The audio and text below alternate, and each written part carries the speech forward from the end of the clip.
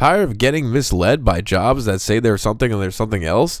Tired of going to a job interview and realizing it's total bullshit? How's it going? I'm no experience, and we're going to dive into bullshit jobs, aka BSJs. So what do I mean by BSJs? So BSJ is basically a coin.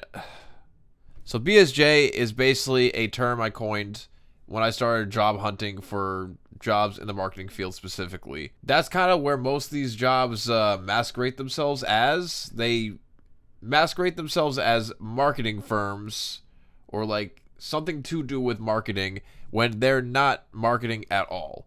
They are basically just scummy door-to-door sales jobs or jobs where you're just harassing the shit out of people to sell something.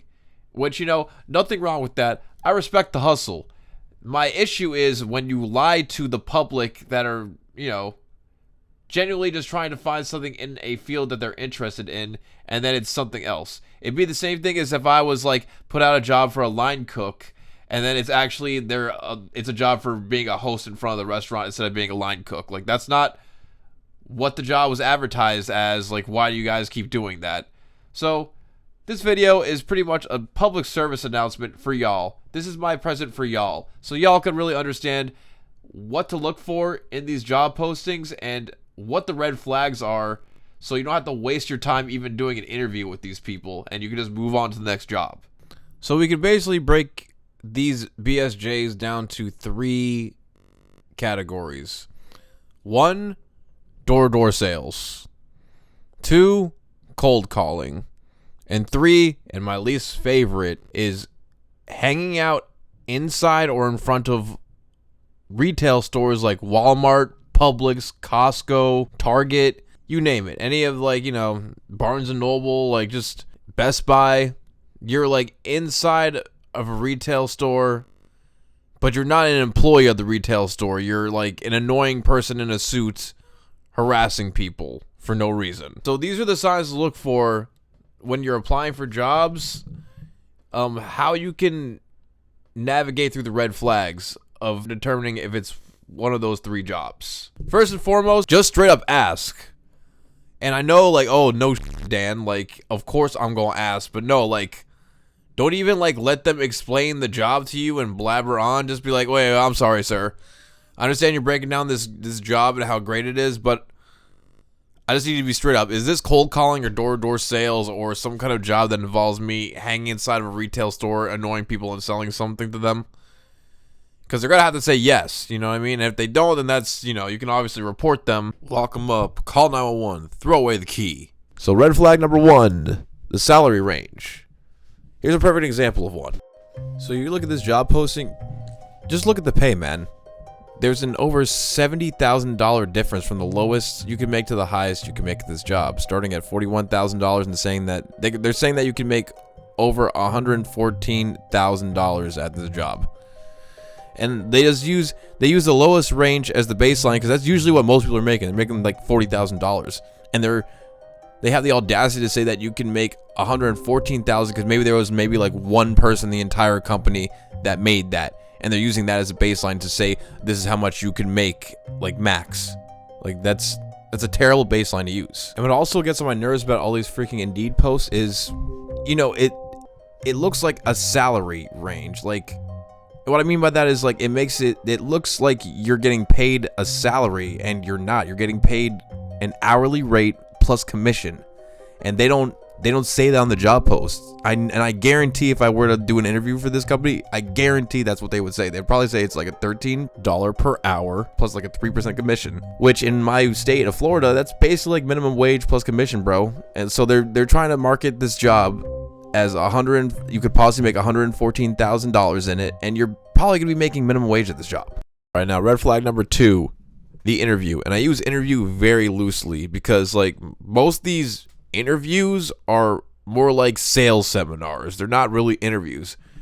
Let me go into more detail what I'm talking about. So I get a call from this company.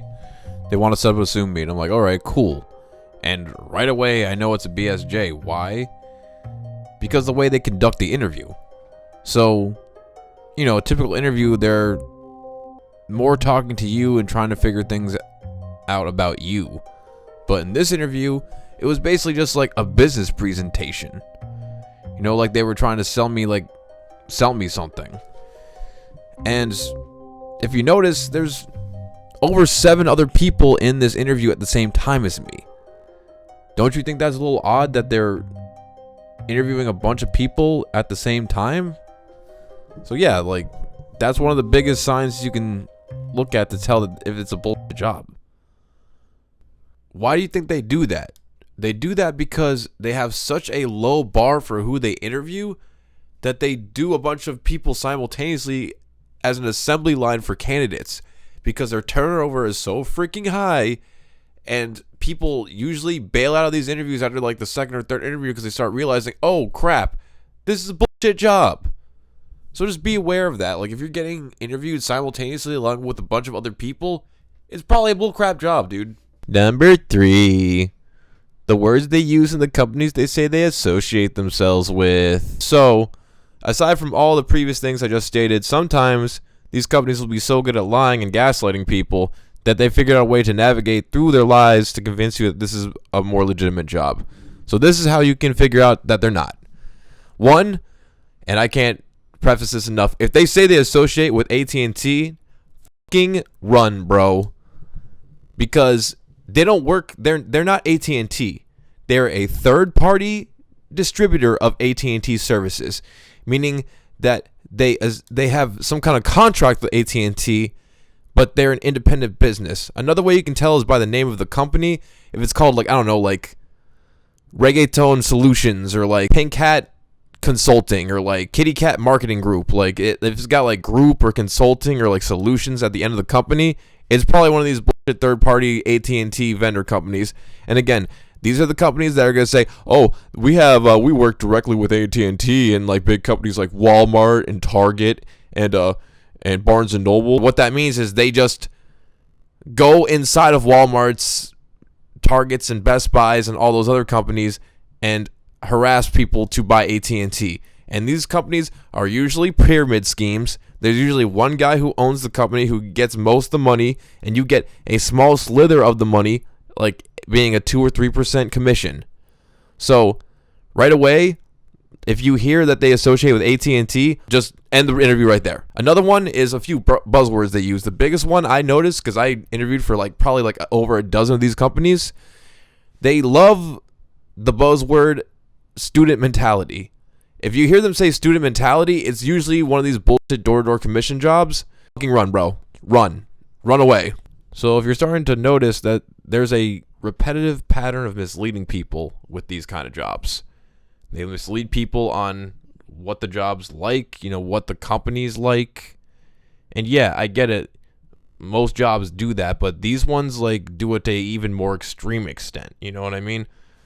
Another thing they do is they'll mislead people on the positions. Like they'll say it's that they have field marketing position or like a director of sales position, which a director of sales, that sounds like a very high up executive position, with like a good paying salary, you work in an office. And no, that's not what it is. It's again just a guerrilla marketing job, aka just like a guerrilla sales job.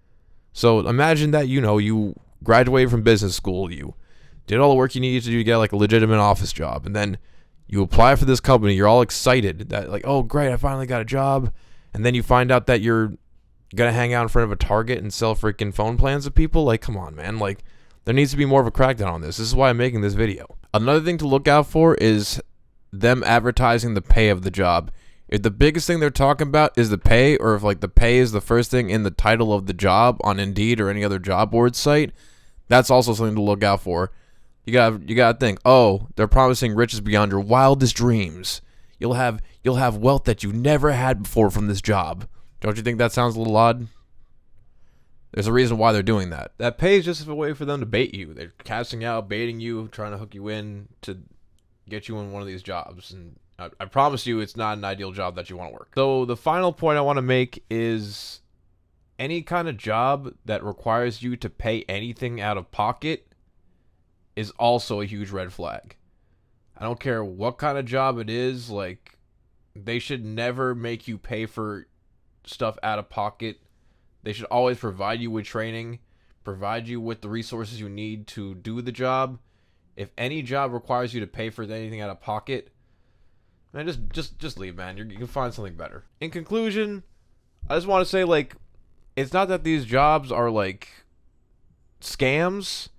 It's more like, if you already have work experience or a degree or any kind of like certification, any kind of background already, you really don't need to work these jobs. They're okay for someone that wants to get their hands in sales, but most people, and majority of my audience is, which is like people that are like mid, late 20s, 30s, you don't want to work those kind of jobs. So I hope this video helped. Please subscribe to my YouTube channel, No Experience, NOEXP. And I'll be dropping a couple more videos in the next month, so subscribe, follow, maybe hit the noti bell, and take it easy.